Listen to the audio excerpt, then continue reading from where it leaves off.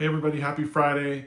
Quick video today on resilience. So this is the realm of kind of coaching strategies and practices around personal development. So I wanted to talk about resilience today.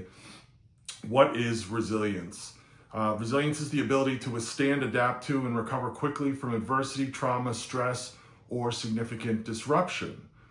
Okay, and so resilience is one of these key traits that I think I've seen the best of us develop and foster. And it's something that I think there's some ambiguity around. So by definition, that's what resilience is. And the next question would be kind of like, how do you build resilience? Because I really frame it as a resilience muscle.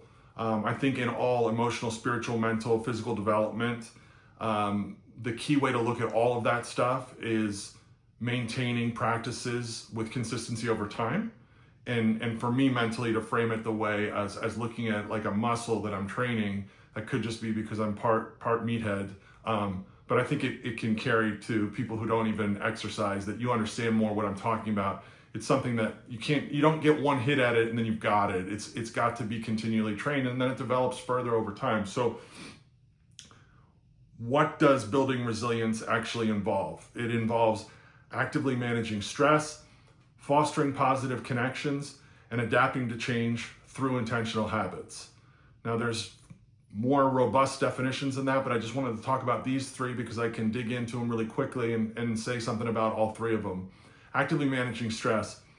What that looks like to me is building the awareness and the practices so that when you feel yourself getting into a heightened state of stress, you're capable of recognizing it, engaging in some of the practices you have in place. Maybe it's some breathing exercises, box breathing, maybe it's meditation, maybe you take a 10-minute walk in the sunlight, some way to reduce that stress level actively as soon as you start to notice it. That's a big thing. Second is fostering positive connections. Now, I think I have an unfair advantage in the sense that I'm part of a recovery community that I find a lot of my deep connections through and in. It's just the nature of what that world looks like. But I think for all of us, the imperative thing to know is that we need to have connection to others, particularly connection to others that we have things in common with and that foster positive relationship.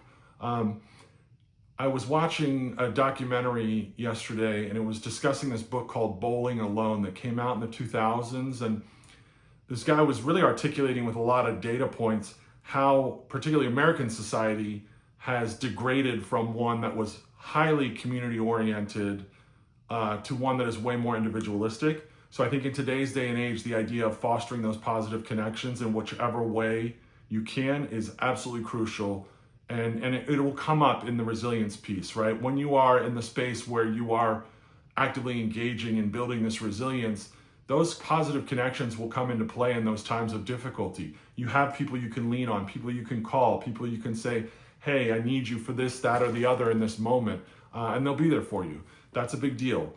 The third is adapting change through intentional habits, right? Okay, so these habits that we talk about, these daily practices, engaging in some type of morning routine, prayer, meditation, some type of movement practice, healthy eating, looking out for your sleep, correcting wrongs in personal relationships as soon as you recognize them. All these things are pieces of making us the best versions of ourselves, and that enables us to have more energy and time and effort to put towards being resilient when necessary.